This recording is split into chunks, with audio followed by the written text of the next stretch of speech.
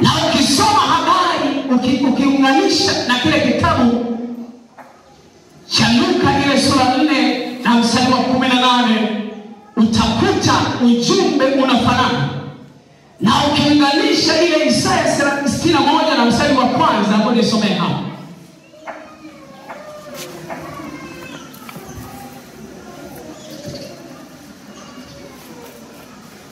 Isaya 61 mstari wa 1.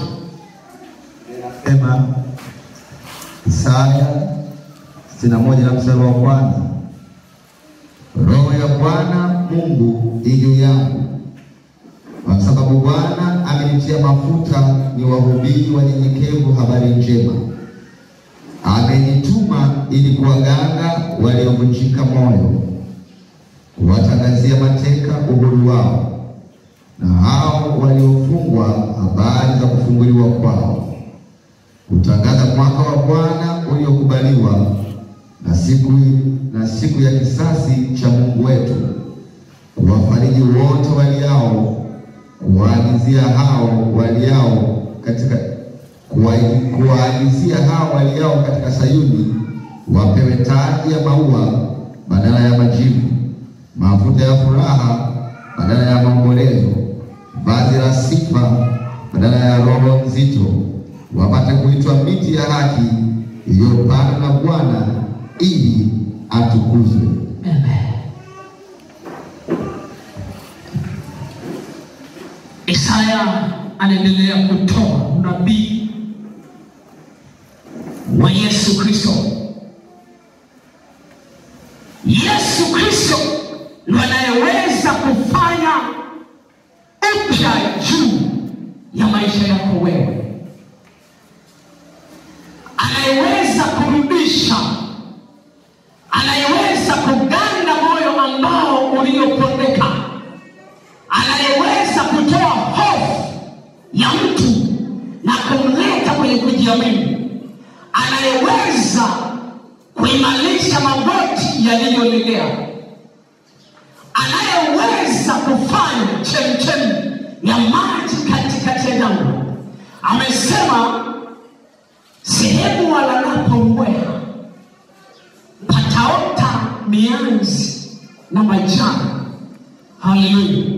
Maana kulikuwa kukavu ambapo hakuwezekani kupatikana chochote, lakini yeye ana uwezo wa kufanya hivyo. Haleluya. Nataka nikuelezee kwanza ujue sifa ya Mungu, jinsi anavyoweza kufanya chochote juu ya maisha. Na maana tumeanza na kuzungumza ahadi ya Mungu anayoitoa juu ya mwanadamu. Nataka nikuaminishe Bwana ana uwezo wa kufanya chochote, kwa sababu hiyo ni ahadi ambayo Mungu alitoa. Anasema watu wataluka, walemavu wataluka kama kuu. Na Biblia inadhihirisha kwenye kitabu cha Matendo ya Mitume baada ya ujio wa Yesu Kristo. Ukisoma vile Matendo ya Mitume sura ya 3, yule kiwete baada ya kupata uponyaji aliluka kiingia hekaluni. Maana yake inadhibitisha andiko aliposema watu wataluka kama kuu. Maana yake uwezo, Yesu ana uwezo wa kufanya chochote juu ya maisha yako. Haleluya. Bwana Yesu asifiwe sana. Haleluya. Anasema vipofu wataona,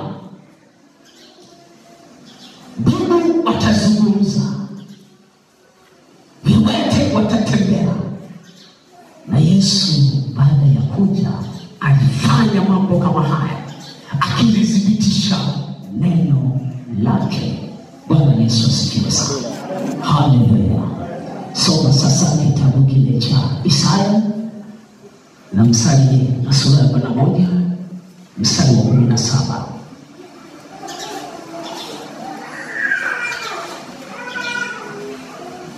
Biblia inasema